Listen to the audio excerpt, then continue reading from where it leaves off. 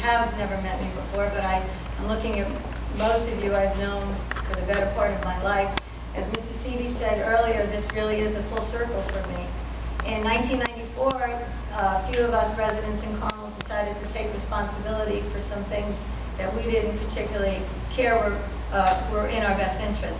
The Hamlet of Carmel Civic Association at the time was tackling a big sewer project, and I had a little bit of an issue with the fact that the Hamlet of Carmel was being underserved, our children were being underserved for recreation.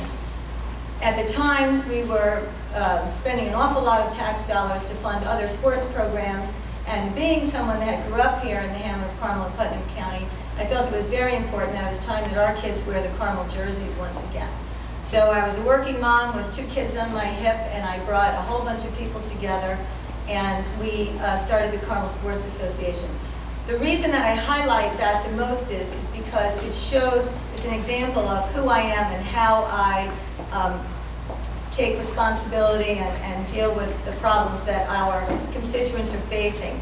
15 years later, the Carmel Sports Association is an enviable business model for how sports programs can run. We have 3 sports programs. It runs with no tax dollars, and as a matter of fact, a lot of our children have received college scholarships since that time. I think for most of you who have followed me as a neighbor, saw after the Carmel Sports Association, I joined the Industrial Development Agency, the Economic Development Council. I've served our veterans in bringing the Gold Star Mother statue here to Putnam County. It's that same drive and determination that takes me where I am today. It's that same drive and determination that I'm looking forward to in cleaning up some of the ways to bring efficiencies to Putnam County government. Thank you.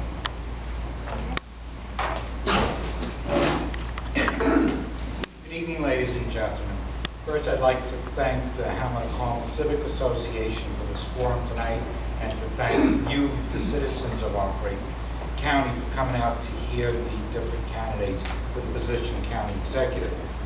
In these uncertain economic times, Putnam County residents deserve top economic and management experience at the head of our county government.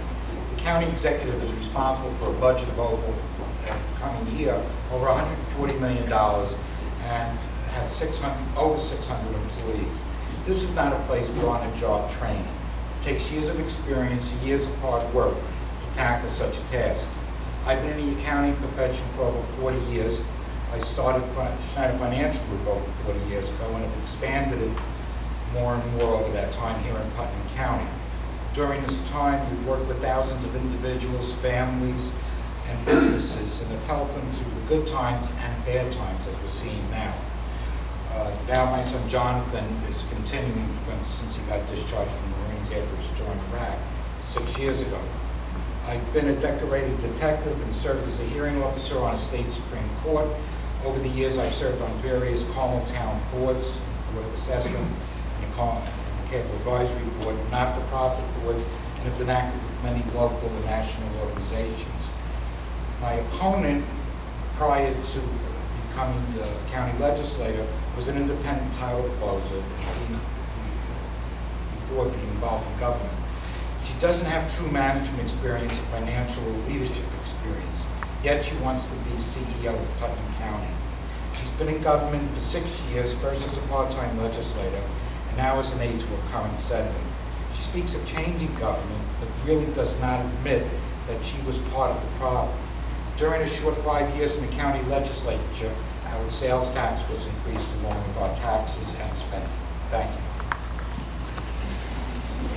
Okay, thank you both. Okay, I'll read the question, and MaryEllen, since you had first up, we'll give Alan the opportunity to answer this question first. Why does this county make it so difficult for small businesses to get started? There are too many obstacles and hurdles. Can you comment on that? I agree. What I'd like to see is some sort of a roadmap for new businesses coming in as to each town, that the town boards, the planning boards, the architectural review boards, and zoning boards lay out the groundwork initially as to what has to be done and what the businesses have to follow.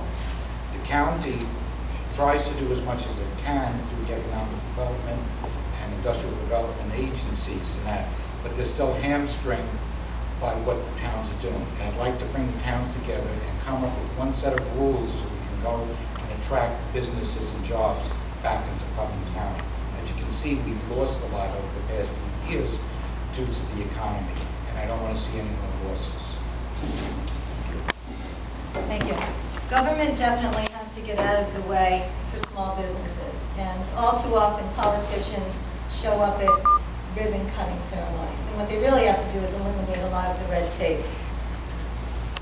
My time this year spending with Senator Ball's office, I've had the opportunity to work with a lot of our business leaders, capital investments, people who are looking to bring some economic growth to this county, including the possibility of Berkeley College. We have a Homeland Security project that will be right here in the hamlet. If we can find the funding, if we can blend some private funding with some government funding, this facility will put us on the map for Homeland Security and provide about 50 or 60 jobs. That's just one of the many things that we're looking for, that we're poised and ready to do once we have the cooperation of the business leaders and the town planners and the local boards who have home rule, and the county government as well. Thank you. Okay. MaryEllen, you'll go first this time. If elected, would you consolidate departments to streamline operations to reduce costs? Yes. As a matter of fact, one of my duties as my legislative responsibilities, I took on the co-chair of Commission on Fiscal Vision and Accountability. And that commission was 11 elected members, elected officials, business leaders, citizens who are looking to find efficiencies in government. And I can tell you this, right now in county government there are 20 departments, and it would take over my time to list all of them. And I do believe that there are plenty of opportunities to consolidate within those departments to eliminate some of the repetitiveness and redundancy, but still provide the services that our citizens are paying for and are required by law to have.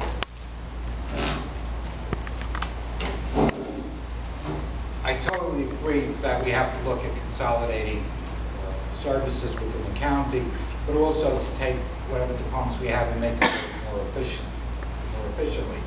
I first have to study the operations of each one of those departments before I can talk about consolidating it with another department, and also look at any potential job losses that would be incurred at the same time.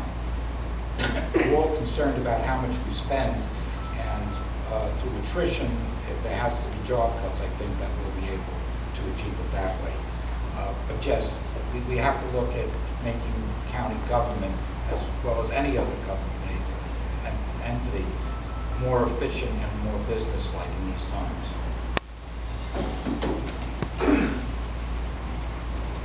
Okay. Alan, as Putnam County Executive, would you favor the 2% tax cap proposed for New York State on property taxes? How would you manage the county budget under those guidelines? In theory, I do support the 2% cap. There had to be a cap placed upon all of our real estate taxes. In reality, what was passed by the legislature, at times, and here in Putnam County especially, it can be passed by 6 votes of the legislature to increase that cap. And also, there are a lot of loopholes within that law as well, such as pensions and bonds that are not covered by the cap.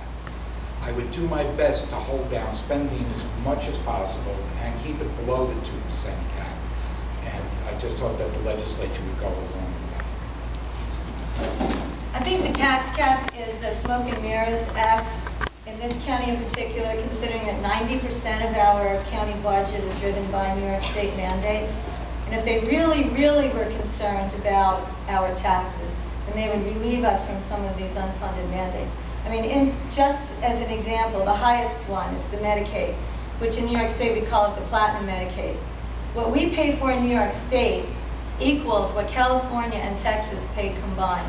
It's $9.7 million that covers 4,000 of our residents. So tax cap okay, fine, it is something in a good direction, but really, they sort of took our eye off the ball here and made us not address the fact that Albany still has refused to eliminate 90% of the unfunded mandates, which are really putting the burden on our tax bill.